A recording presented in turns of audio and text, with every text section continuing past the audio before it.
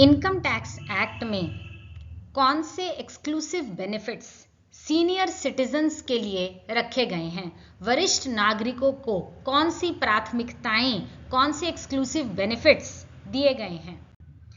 देखिए, senior citizens income tax act में दो तरह के माने गए हैं, सीनियर सिटीजन और super senior citizen. Income tax return file करते समय जिस इंडिविजुअल इंडियन रेजिडेंट की उम्र 60 साल से 80 साल के बीच में हो, यानी 60 साल से ज्यादा और 80 ईयर से कम हो, उसको सीनियर सिटीजन बोला जाता है। वो भारत का नागरिक होना चाहिए, इंडिविजुअल होना चाहिए। सुपर सीनियर सिटीजन किसे कहेंगे? वो भारत का नागरिक जो एक इंडिविजुअल होते हुए इनकम टैक्स रिटर्न फाइल करते समय जिसकी उम्र 80 साल से अधिक है, 80 साल या 80 साल से अधिक, वो कहलाएंगे सुपर सीनियर सिटीजन। तो पहला बेनिफिट आता है हायर एग्जम्पशन लिमिट। देखिए, जो एक साधारण व्यक्ति है, साधारण इंडिविजुअल टैक्स पेयर है, उसकी बेसिक एग्जम्पशन लिमिट 2,50,000 रुपए है। यानी कि अगर आपकी इनकम सालाना 2,50,000 है तो आपको इसके ऊपर कोई भी टैक्स देना नहीं पड़ेगा। इसको कहते हैं बेसिक एग्जम्पशन लिमिट। लेकिन सीनियर सिटीजन के लिए ये बेसिक एग्जम्पशन लिमिट 3 लाख रुपया है। यानी कि अगर किसी सीनियर सिटीजन की इनकम सालाना 3 लाख है तो उसको इसके ऊपर कोई भी टैक्स नहीं देना पड़ेगा। सुपर सीनियर सिटीजन के लिए ये बेसिक एग्जम्पशन लिमिट 3 लाख की जगह 5 लाख है। अगर उसकी सालाना आय 5 लाख है तो उस सुपर सीनियर सिटीजन को कोई भी टैक्स देना नहीं पड़ेगा। नेक्स्ट बेनिफिट है exemption from payment of advance tax section 207। किसी ऑर्डिनरी साधारण सिटीजन के लिए अगर उसकी टैक्स लायबिलिटी 10,000 से ज्यादा बनती है तो उसको एडवांस में टैक्स डिपॉजिट करना पड़ता है। सीनियर सिटीजन के लिए उसको एडवांस टैक्स नहीं देना पड़ेगा, भले उसकी टैक्स लायबिलिटी 10,000 से ज्यादा हो तब भी नहीं। ऑर्डिनरी सिटीजन की अगर टैक्स लायबिलिटी 10,000 से ज्यादा है तो उसको एडवांस टैक्स भरना पड़ता है। सीनियर सिटीजन के लिए यह फायदा रखा गया है कि अगर आपकी टैक्स लायबिलिटी 10,000 से ज्यादा भी है तब भी आपको कोई भी एडवांस टैक्स जो है वो नहीं देना पड़ेगा। इसमें कंडीशन ये है कि सीनियर सिटीजन की जो आय है वो profit and gains of business और प्रोफेशन में से नहीं आनी चाहिए, उसकी इनकम इस हेड के अंडर नहीं आनी चाहिए। तीसरा बेनिफिट है higher deduction limit for interest earned from bank and post office section 80 TTB। देखिए, साधारण नागरिक के लिए सेक्शन 80 TTA लागू होता है जिसमें मैक्सिमम डिडक्शन 10,000 की होती है। अगर साधारण नागरिक को ब्याज आ रहा है सेविंग बैंक अकाउंट से, बैंक से या पोस्ट ऑफिस से, 10,000 का ब्याज की उसको डिडक्शन लगाई जाती है साधारण नागरिक के लिए, और साधारण नागरिक का सेक्शन है 80 TTA। लेकिन सीनियर सिटीजन के लिए सेक्शन बदलता है 80 TTB, उसमें डिडक्शन 50,000 की मिल सकती है। साधारण नागरिक को 10,000 की डिडक्शन दी हुई है, टैक्स की इंटरेस्ट 10,000 का आ रहा है तो उसको 10,000 की डिडक्शन मिल जाएगी। लेकिन सीनियर सिटीजन को ये डिडक्शन 10,000 से बढ़ाकर 50,000 कर दी गई है। ये इनकम ब्याज के तौर पे आनी चाहिए, सेविंग्स बैंक अकाउंट से हो सकती है, पोस्ट ऑफिस से हो सकती है, कोऑपरेटिव बैंक से हो सकती है, या वो ब्याज जो आपको किसी भी बैंक डिपॉजिट से आ रहा है। तो ऐसा ब्याज जो इन 3-4 जगहों से आपको मिल रहा है उसकी आपको 50,000 रुपए सीनियर सिटीजन को डिडक्शन मिल जाएगी सेक्शन 80 TTB के अनुसार। अगर सीनियर सिटीजन की इनकम जो है वो ये जो इंटरेस्ट वाले पॉइंट मैंने आपको बताए हैं, इनमें से ये सारे पॉइंट्स, ये वाले सारे पॉइंट्स, अगर इनमें से आपको 50,000 से कम की इनकम होती है तो बैंक या पोस्ट ऑफिस कोई भी टैक्स डिडक्ट नहीं करेगा उस ब्याज पर से, क्योंकि सीनियर सिटीजन को 50,000 की एग्जम्पशन है। अगर सीनियर सिटीजन का ब्याज 50,000 से कम आता है तो इसके ऊपर उसको कोई भी टैक्स डिडक्ट नहीं होगा। लेकिन अगर सीनियर सिटीजन को 50,000 से ज्यादा ब्याज आ रहा है तो उसको 50 से तक तो कोई टैक्स नहीं देना, 50 से ऊपर वाली इनकम पर उसको टैक्स देना पड़ेगा। ध्यान से सुनिए, अगर इंटरेस्ट 50,000 का है तो वो उसके ऊपर कोई भी टैक्स नहीं लगेगा। अगर इंटरेस्ट की इनकम 50,000 से ज्यादा है तो कितनी ज्यादा है, जितनी ज्यादा है उसके ऊपर आपको टैक्स देना पड़ेगा।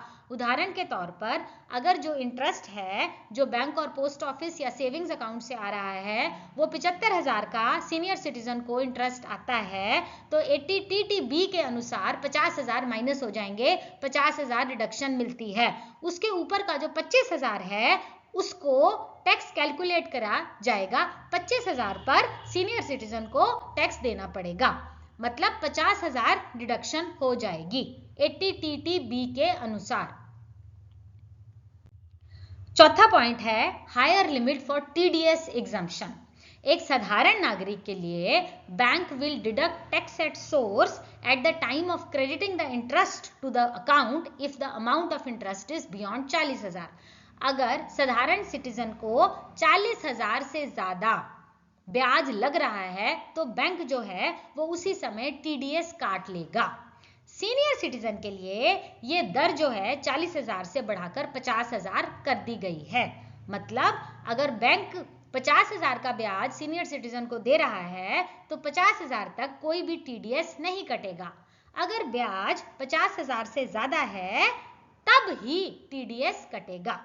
TDS क्या होता है, जब हम कोई सर्टेन पेमेंट रिसीव करते हैं तो जिसने वो हमें पेमेंट दी है उसके ऊपर वो पेमेंट देने वाला व्यक्ति हमारा टैक्स डिडक्ट कर लेता है, उसको कहते हैं टैक्स डिडक्टेड एट सोर्स, जिसको सेंट्रल गवर्नमेंट के खाते में जमा करवा दिया जाता है। तो चौथा पॉइंट है higher limit for TDS exemption. साधारण नागरिक के लिए 40,000 है जिसके ऊपर TDS नहीं कटता और सीनियर सिटीजन के लिए ये लिमिट 50,000 रखी गई है। अगला पॉइंट है section 80DDB, higher reduction limit in respect of expenses incurred for medical treatment of a specified disease और एलिमेंट। कोई पर्टिकुलर बीमारी के ऊपर अगर आप खर्चा करते हो तो आपको डिडक्शन मिलती है। साधारण व्यक्ति के लिए, साधारण नागरिक के लिए 80DDB कहता है कि 40,000 की डिडक्शन आपको दे दी जाएगी अगर आप कुछ स्पेसिफाइड बीमारी के ऊपर खर्चा करते हो। लेकिन सीनियर सिटीजन के लिए ये डिडक्शन जो है 40,000 से बढ़ाकर 1,00,000 रुपया कर दी गई है। अगर आप किसी स्पेसिफाइड डिजीज, किसी पर्टिकुलर बीमारी के ऊपर मेडिकल ट्रीटमेंट पर सीनियर सिटीजन खर्चा करता है तो उसको 1,00,000 रुपए का डिडक्शन मिल जाता है। सीनियर सिटीजन को 1,00,000 रुपए का रिबेट मिलेगा अगर उसने 1,00,000 रुपए की बीमारी पर खर्चा किया है। अगर उसने 1,00,000 से कम खर्चा किया है तो जितना हुआ है उतना रिबेट मिल जाएगा। मान लीजिए 90,000 खर्चा किया है तो उसको 90,000 का रिबेट मिल जाएगा। मैक्सिमम लिमिट 1,00,000 रखी गई है। रूल 11DD में वो लिस्ट दी गई है वो कौन कौन सी स्पेसिफिक बीमारियां हैं जिनके ऊपर सेक्शन 80DDB लगाया जा सकता है, जैसे कि कैंसर हो गई, एड्स हो गई, और भी बीमारियों की लिस्ट रूल 11DD में दी गई है। लेकिन आपको एक क्वालिफाइड स्पेशलिस्ट डॉक्टर की प्रिस्क्रिप्शन का फॉर्म साथ में अटैच करना जरूरी होता है। Sixth point is 80D section, higher limit for medical insurance premium. एक साधारण नागरिक के लिए मैक्सिमम लिमिट जो है deduction for under section 80D है वो है 25,000। अगर आपने मेडिक्लेम भरा है, हेल्थ इंश्योरेंस प्रीमियम भरा है तो 25,000 तक का आपका डिडक्शन हो जाएगा। सीनियर सिटीजन के लिए ये लिमिट 25,000 से बढ़ाकर 50,000 कर दी गई है। लेकिन कंडीशन ये है कि अगर आपने 50,000 की डिडक्शन लेनी है तो ये लाजमी है कि जो हेल्थ इंश्योरेंस प्रीमियम या जो मेडिकल खर्चा या मेडिक्लेम जो आपने पे किया है वो किसी भी मोड में होना चाहिए, कैश पेमेंट नहीं होनी चाहिए। इसका मतलब सेक्शन 80D के अंडर 50,000 का रिडक्शन सीनियर सिटीजन क्लेम कर सकता है। 25,000 आम नागरिक के लिए, सीनियर सिटीजन के लिए 50,000।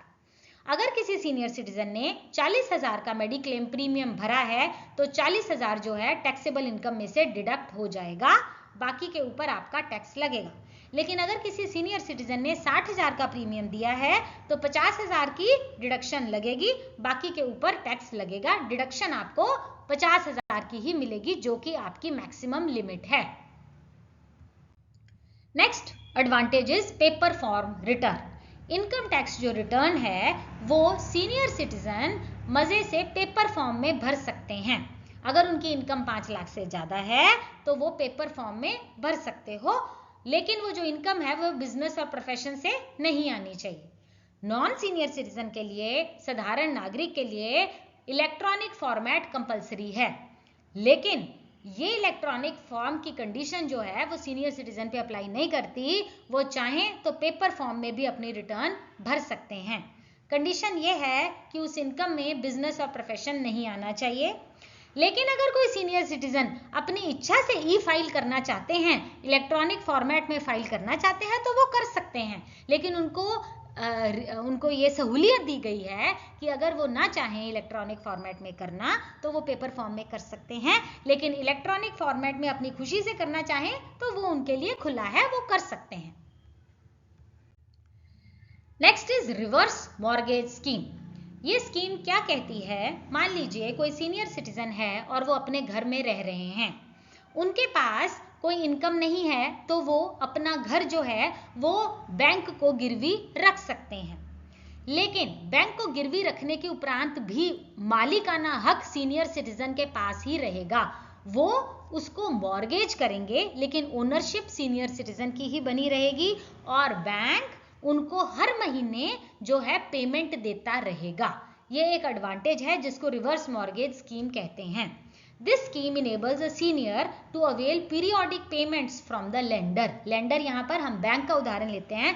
अगर आप बैंक को अपना घर मॉर्गेज करते हो तो बैंक आपको पीरियोडिकल पेमेंट हर महीने जो है वो आपको पैसे देता रहेगा।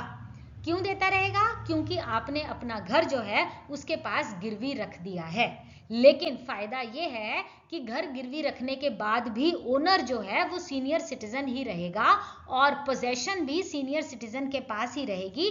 He will occupy the house, वो घर में रह सकता है, घर का मालिकाना हक भी सीनियर सिटीजन के पास होगा। लेकिन उसने क्योंकि रिवर्स मॉर्गेज स्कीम में अपना घर गिरवी रखा है तो ना तो उसको घर खाली करना है, ना ही उसको मालिकाना हक से खोना पड़ेगा। मालिकाना हक भी सीनियर सिटीजन के पास ही रहेगा और सीनियर सिटीजन को उस लोन को रीपे करने की कोई जरूरत नहीं है। बैंक उनको हर महीने पैसे देता रहेगा। तो senior has not to make monthly repayment of principal and interest to the lender. देखिए, जब हम किसी से पैसा लेते हैं ना तो हमको वो ब्याज और प्रिंसिपल अमाउंट भरना पड़ता है ना, वापसी भरपाई करनी पड़ती है। लेकिन सीनियर सिटीजन को ये फायदा दिया गया है कि उसको अपने जीते जी वो पैसा बैंक को वापस नहीं करना।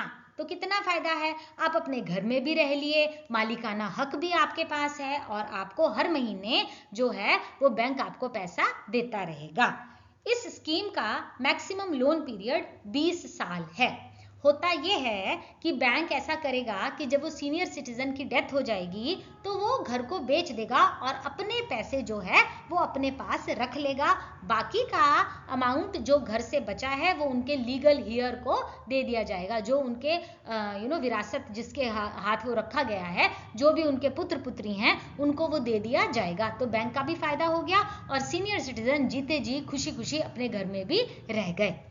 The transfer of residential house property by way of reverse mortgage scheme made and notified by the central government for senior citizens is not liable to be taxed as capital gain.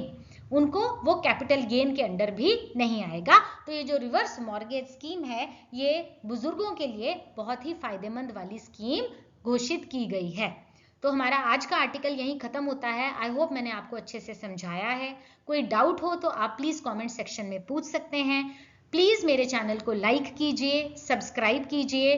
Thank you for watching. Stay safe, stay blessed.